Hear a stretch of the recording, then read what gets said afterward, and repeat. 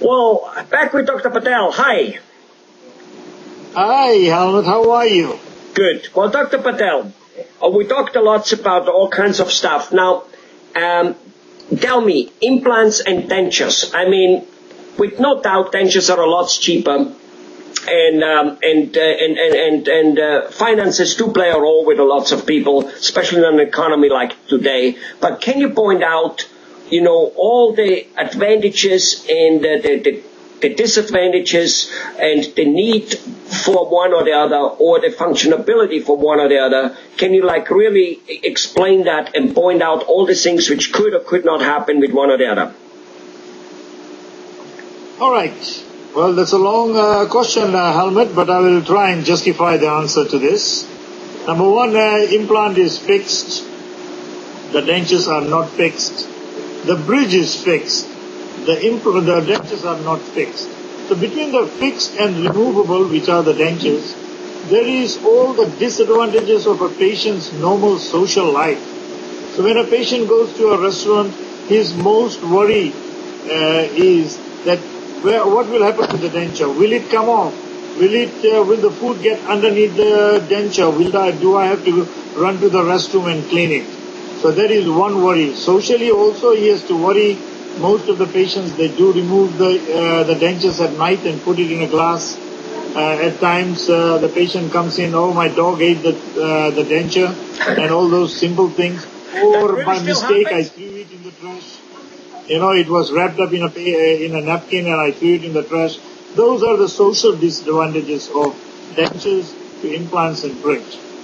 Also, in the dentures itself, it covers more area of the gum tissue, so the day-to-day eating habit is affected because the patient is not able to taste the food as good as when it is in a bridge or an implant. Now, between the implant and the bridge itself, as we have already discussed it in our previous videos, the most common disadvantages is, of course, the aesthetic part. The implant is much more aesthetic. It looks like a natural tooth coming out of its own socket. That's one. The bridge may not look like a natural tooth because the adjacent teeth are cut and it looks like something has been pasted on top of it. So aesthetically, patients are affected. Number two, with the implant itself, there is no adjacent tooth cut, and with the bridge, we have to trim the adjacent tooth to fit in a 3-unit bridge for one tooth replacement.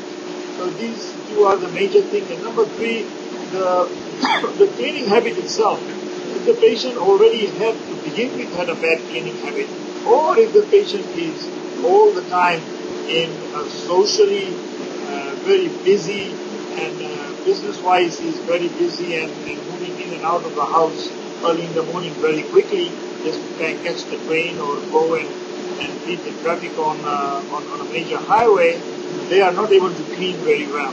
And in that sense, the plaque around the implant and the bridge will be affected. The plaque around the implant can be very easily cleaned, but the plaque around the bridge may not be very easy.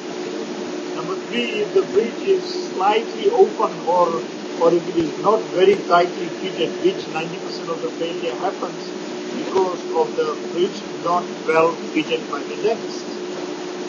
So these are the last disadvantages of a bridge to an implant. Let me ask you something. I have heard, and I'm not so sure, I've heard that when you have your normal teeth in it, the root of the tooth prevents the bones from shrinking. The whole arch, as we have like two arches, two kind of like horseshoes in our mouth, and it prevents it from shrinking, literally caving in.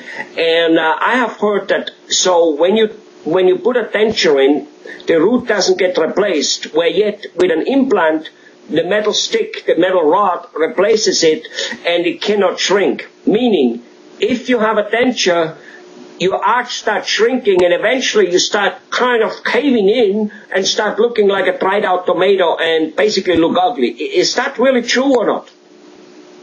Yeah, it is very much true. If it is a full mouth denture, we recommend that the denture should be relined every 3 years. Why it should be realigned? Because there is a shrinkage. There is a shrinkage of the bone. Immediately after extraction of a tooth, the bone itself shrinks about 30%. And then within the 9 months, it again shrinks about 28 to 30%. In overall, there is about 50 to 60% bone in the shrinkage itself. The bone shrinks. Not properly, also some to the bone itself. Shrinkage is once it around the implant shrinks only if it is not kept clean. If it is kept clean, and if the implant had been placed by the dentist in the first place, it won't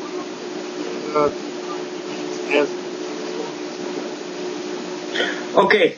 Well, thanks for telling us about that. That's, not looking pretty. That sounds like a pretty bad thing, and it looks like a dentist can actually be a great cosmetic surgeon by just replacing the teeth correctly. Thanks a lot, Dr. Patel.